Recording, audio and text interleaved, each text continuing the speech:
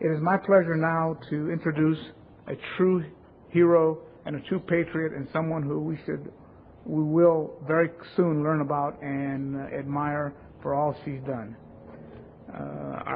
Our keynote speaker today is a major in the Illinois Army National Guard.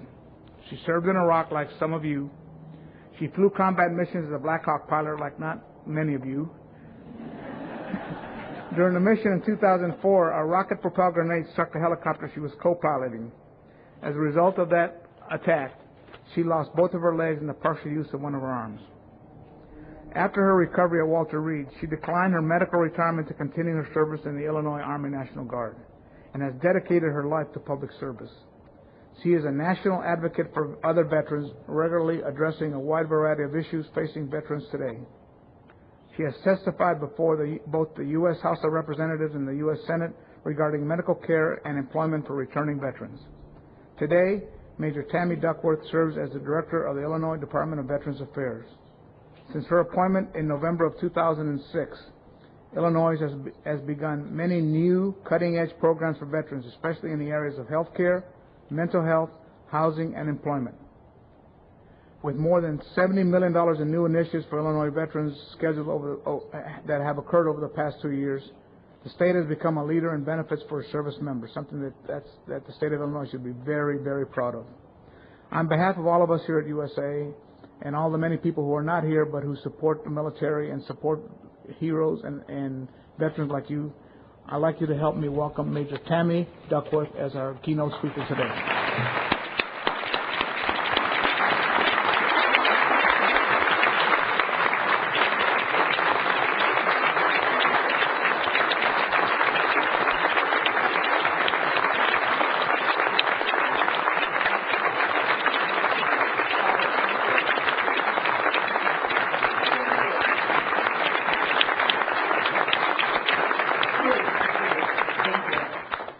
Well, it's a great honor to be here today. I was joking earlier, as I've been a member of USAA for a long time. It's like coming back to the mothership. And on my way in this morning, I asked to be dropped off at the bank drive-thru so I could actually make my first deposit at the bank without mailing it in. I called my husband, guess what I'm doing? Thank you. It is a great honor to be here today. And when I get invited to talk about these events, I want to talk to you not just about my story and how I got to be here, but about all of our stories, about our nation's story, because we really live in an amazing country. But I've been asked to talk a little bit about what happened to me in Iraq, and I always talk about it through the eyes and the viewpoint of my entire crew that day. I was a Black Hawk pilot. I am still flying, actually, because I love scaring passengers. So, you know, there's nothing like the terror in their eyes when I say, look what I can do. Look, now I do it with no legs. But my crew that day was your typical Army National Guard crew. We came from all different walks of life, but together on that day with that mission, we were the team. Just like you're a team here at USAA or whatever organization you're a part of. You're a team and you have a mission to accomplish. And that commitment that we had to our mission to one another is what got us through what was a very ordinary day. We'd been in country 8 months, flying missions for 8 months. Great day, flew all over Baghdad. We were in support of the 1st Cav at that time. And we had actually completed our missions for the day. Had a great lunch, had stir fry in the green zone because they had good food in the green zone, not where we lived. So we always snuck over to the Air Force mess. You know how it is, right? Get the good chow that the Air Force has. And as being air crew, you got to do that because you could sneak it in your flight suit and people weren't always sure. But I had a great lunch, and it ended up being the last meal I'd eat for almost a month. But we were done with the day, and we were headed back to home base. And on my crew was Dan Milberg, who is a chief warrant officer, great guy, police officer and an EMT in the civilian world, had been in the Army at this point over 20 years. I was the major on board, so technically I was the highest ranking officer, but Dan was the pilot in command of the aircraft. We had Kurt Hanneman, who was a specialist outdoor gunner, the lowest ranking member of our crew. And you would think, if you look in terms of rank structure, the least important part of the crew. But he was the door gunner. And, of course, my crew chief, Sergeant Fierce, which is a great name for an NCO, Sergeant Chris Fierce.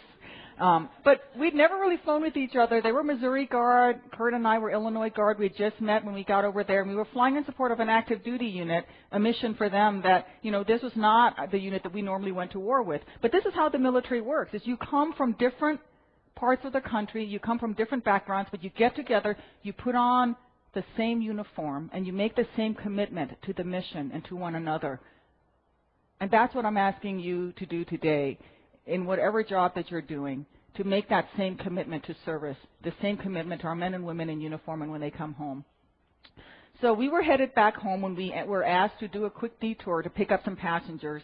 And I said, okay, well, let's go pick up these passengers. My crew didn't want to do it, but me being the obnoxious commission officer on the crew said, we got to go pick them up because convoys is the most dangerous way to travel in Iraq. We got to pick them up. So we swung by, picked them up. It was on the way back from that we were hit.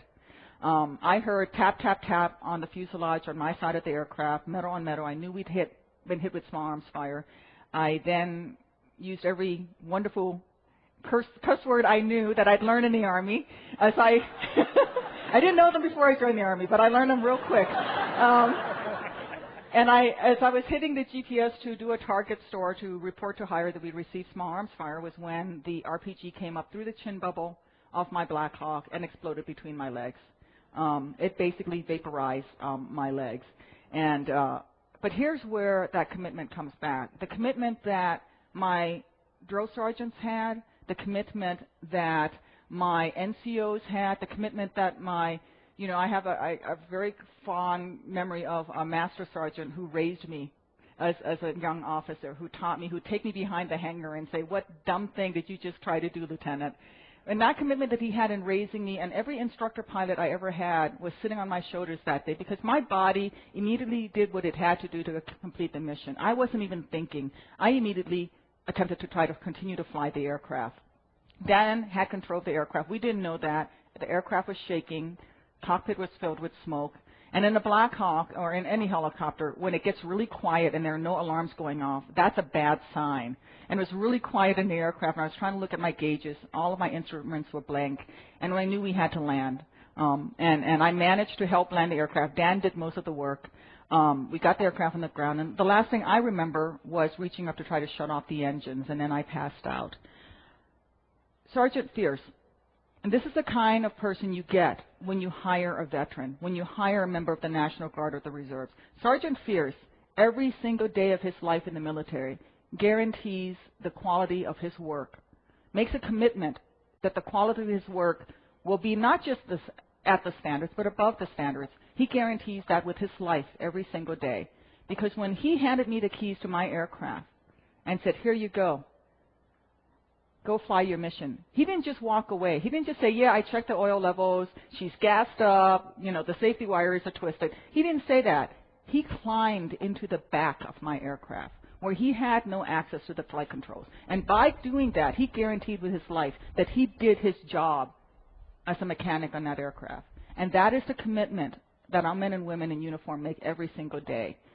They guarantee the quality of their work with their lives. And I don't know many help wanted ads in the civilian sector where an employer will write that you must be willing to do that, except for our brothers and sisters in the firefighting and police forces. Nobody else can do that. And Chris, that day, the RPG that took off my legs almost took off his because he sat right behind me. One of the jobs of a crew chief is if the pilots are unable to shut down the aircraft properly, they're supposed to do an emergency engine shutdown. But he's sitting in the back. He's got one leg hanging off by just some tendons. And you know what he does? Does he give up? Does he stop, give himself a tourniquet? Does he think, oh, it's all over, something bad has happened? No. He keeps that commitment. And he continued to crawl forward because he saw that I had passed out and had not managed to shut off the engines. Dan Milberg was already out of the aircraft trying to bring in the second aircraft who was doing the rescue. Chris crawled through the burning metal, the shrapnel, the wreckage, the detritus, over the flight controls, over the panels, and reined up and shut off the engines. And that's the commitment that he made that day. The person that I am most impressed with that day is Kurt, outdoor gunner. Because this was a flight ops kid. This kid, all he did was supposed to just be processing paperwork and filing flight plans. But he wanted to be part of a team. So he volunteered and became a door gunner and got trained as a door gunner on his additional time. So when he got done doing his shift as a flight ops and specialist, he went and volunteered and did additional training on his own so he could qualify as a door gunner. And on that day, that morning, lowest ranking guy, all he had to do was just shoot the bad guys if we got shot at. Well, you know what? He was really important at the end of that day because we landed 200 meters from where the bad guys were jumping into their pickup trucks headed our way. And the last thing that Dan and I had said in our brief before we took off was, Kurt, you know, anything happens, you take the sector of the aircraft and you maintain perimeter for us so that we can get all the packs out, we can get the rest of the crew out. You've got the door gun. You're it. You're it, because the pilots just have 9 millimeters. And back then, we were OIF-2. We didn't have enough M4s for everybody in the aircraft to have one. So he actually took the 60 off of the door mount. And, you know, trying to carry a 60 and fire it with no tripod is pretty hard to do. I see a lot in the head nods. A few people have been in road marches carrying a 60, I can tell. But he he did this, though, with a bullet in his back, because we had flown into a barrage, an ambush, and Kurt actually was shot in the butt. AK-47 rounds came up through the bottom of the aircraft, and one embedded itself in his tailbone. He's fine. He actually has a great scar to show the girls on Thursday nights. Yes, would you like to see my Purple Heart, and would you like to see the scar where I got it? And they left the round in his tailbone because it was too dangerous to go in and get it out. But at that time on that day, scared out of his mind, knowing he's the only guy between us and the bad guys who just made our lives really miserable, he was going to do his job. Kurt was not going to quit his post. His post was to be the last guy between us and the bad guys. And these bad guys already demonstrated that they had some firepower on them. But I was laying, and they thought I was dead. So I never received a tourniquet or any first aid. Dan looked at me. He's an EMT. Says, she's dead. It's time to triage. He was taking care of getting Chris to the rescue aircraft. And Kurt was back there maintaining our rear security. And that is the most impressive person, because that day, losing blood, going to shock, he couldn't really, apply pressure to his backside and carry the 60. He was out there doing what he needed to do. And this is a National Guardsman. And that's the commitment he made to that crew on that day. We all got out. We made it safely back. Dan actually got everybody into the second aircraft, and then he came back for my body, because the soldier's creed says, I will always place the mission first. I will never quit. I will never accept defeat, and I would never leave a fallen comrade behind. And Dan, at that point, made the decision that he wasn't going to leave me to be dragged through the streets on CNN, because they were headed towards us. And he took the time to go back and recover my body. And on Chalk 2, when they laid me down next to Chris, who was at this time the most litter-urgent person in the aircraft, because I was already KIA, Chris was the first person who kept feeling down, and he kept feeling more and more blood on the deck of the aircraft. And he realized that he had the tourniquet, so he wasn't still bleeding. And that's when he realized that, oh, my God, Tammy is still bleeding, which means her heart is still beating, which means she's still alive. So when they transferred us to the medevac helicopter, Chris did an amazing thing. Chris refused treatment when the medics went to take care of him. He said, no, take care of her. I think she's still alive. And refused to let him touch him until they took care of me. And that's when they discovered that I indeed was still alive. And I'm alive and here to this day and able to do what I do because of the commitment of my crew, because of what they were there for each other, that instinctively you don't think about it. You don't have to talk about it. You get each other home. You get each other home. I did everything I could to land that aircraft. Dad did everything he could to get us all out of there, and he received a Distinguished Flying Cross for his actions that day. He's my hero.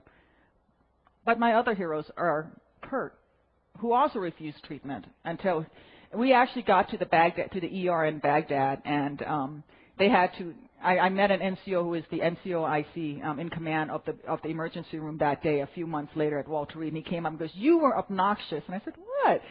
Us? Me?"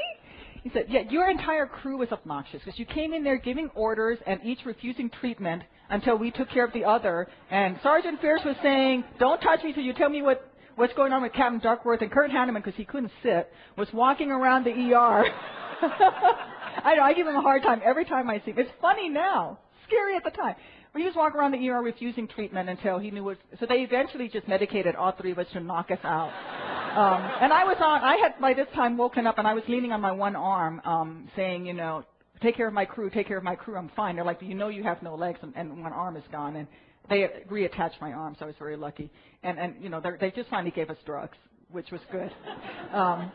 And knocked us out. But that's the crew. That's who you serve. That is who you employ when you work with vets. That's who you bring into your family. And many of you have worn the uniform. You understand inside, because even though you're wearing these fancy civilian duds now, inside your blood is still camel colored. Those of us who've worn the uniform understand that. It's a little harder for civilian employers to understand that when you hire a vet, you hire someone who's made that commitment with his life on the quality of his work, someone that's not going to give up under pressure, someone who's always going to be there for you. And Kurt now is in flight school and learning to become a helicopter pilot. I'm very proud of him. He's getting into instruments training. The other three are back over right now in Iraq. They've been redeployed. Dan Milberg had actually put in his retirement paperwork, and 3 days before the packet went through, he called it back because we have so many new pilots now that he felt that he needed to be there because over 50% of our aviators are pilots in that unit, and they're going back into a combat zone with 6 months of flying under their belts. So he actually put his packet back, much to the consternation of his wife, who'd watched him deploy for Desert Storm, who saw him get shot down in Iraq. But he said, I got to do it. I got to do it. My country needs me, and these guys need me. And so I think about his wife and the family members and what they go through time after time, deployment after deployment. And our service members who are over there, part of readiness is that the men and women who are fighting on the front lines don't need to be worried about the problems at home. When you are getting ready to go fly a mission, when you're getting ready to go kick down doors, when you're getting ready to go work in a hospital and their lives coming through, you don't need to be worried about interest rates on your credit card, about your mortgage. You don't need to be worried about the gutter falling off the roof of your house. You don't need to be worried about that. And that's where the rest of us at home come in. That's where we come in. Because our men and women who need to make life and death decisions on the battlefield need to be completely focused on that. And that's where all of us as a team come in here at home. Whether you are working for a great place like USAA, or whether you work for the municipality or any employer, or whether you're just a neighbor to a family whose loved one is deployed, we have to be that community that looks out for each other. Because this is an incredible nation. This nation is strong. This nation is a leader in the world, not because of our military, not because we have the best guns and tanks and helicopters in the world. We are strong because of each and every one of us, because each person who's sitting here today, because of not just the men and women who serve, but because we are willing to serve them. I talk a lot about service, and people think that I'm going to talk to them about military service. We all understand that. But each one of us must serve this great nation as well. Every single one of us must get up every day and commit to serving America. And that service can come in many different ways. My mother, who's an immigrant to this country, she serves by cooking once a week in a soup kitchen. She is so grateful. I'm a child of the Vietnam War. My dad was a World War II and Vietnam veteran, married a lady in Thailand on R&R, dangers of R&R. But he met a local Thai lady and married my mom, and that's how I came about. And so, my dad's side has been here since the Revolution. So I have the privilege of being a daughter of the American Revolution, but also the daughter of an immigrant. And my mother is so grateful to this nation because she never had a chance to go to high school. She never had a chance to do anything but work in a factory sewing hats. That she now at 67 is going to a public school, library to get her GED because she can, darn it, and because she wants it, because she's free to do that, and she's going to do it. At the same time, she serves this nation by cooking because that's what she knows how to do. So she cooks in a soup kitchen. Each one of you has to find that place, whether it's helping to hire a vet, whether it's mowing your neighbor's lawn, maybe it's being there and giving them an extra hour for that harried Army mom whose husband is deployed. Now she's taking care of 3 kids on her own, and she just needs a couple of hours. Maybe it's picking up an extra gallon of milk because, when she gets up in the morning, she doesn't have that extra gallon of milk. That's a crisis for her 3 kids. Maybe it's just doing a little extra shopping, but it's that support to our military families is also a support to our nation. And, guys like Kurt and guys like Dan and guys like Chris do it every single day, and they're doing it now. But when they come home, they need our help too. We have increasing rates of post-traumatic stress disorder. We have the highest rates of traumatic brain injury because of the great equipment that we have. So our guys are getting hit and they're surviving it, but they're surviving it with brain injuries. And as a community, in addition to all the things that we do as employers and neighbors, we also have to keep an eye out for our men and women when they come home to make sure that they get the help that they need. Because oftentimes, you're the ones who see the symptoms, forgetfulness, loss of short-term memory, quick to anger, that the veteran themselves may actually be in denial about for a while. And so spread the word, learn about it, be there, be involved. People come up to me and thank me for my service all the time. That's great. I appreciate that. But what are you doing to thank me for my service? What are you doing to thank Kurt for his service on that day in that field in Baghdad? What are you doing? And we can all do something. It doesn't have to be a lot, And Mr. Tippin, I honor you because of all the USO tours that you did, the visits that you've made to the wounded, because that's what you serve. That's how you serve your country. Because you don't have to be there. You don't have to get on that plane and go to the Middle East. I did. I put on the uniform and I signed my life away and I said, yep, absolutely happy to do it. But you do it on a voluntary basis. And that is just as much service to our nation as everyone else. But you've got to find your way to serve in addition to what you already do. Because, as much as it is a very visible thing to put on a uniform, it's all the invisible things that happen that make this nation great. It's the diversity that you have in this crowd today. When my crew got out of our aircraft and you had an Asian American, highest ranking person there, you've got Sergeant Jimenez who's there, you got an African American, and we get out and the Iraqis were like, oh my God, it's the United Nations. But no, it's not. It's America. It's America. It is the greatest nation on the face of the earth, and this is the crew that's going to get out there and fly those missions and do those amazing things. And yes, this is what we look like, and this is where we come from. And we come from every part of this great country. And we are one, though, because we make the same commitment. We make that commitment to serving our nation, and we make that commitment to serving each other. So I thank you for letting me be here. I am so proud to be an American. I'm so proud to be talking to the mothership. And as always, God bless our troops, and God bless America.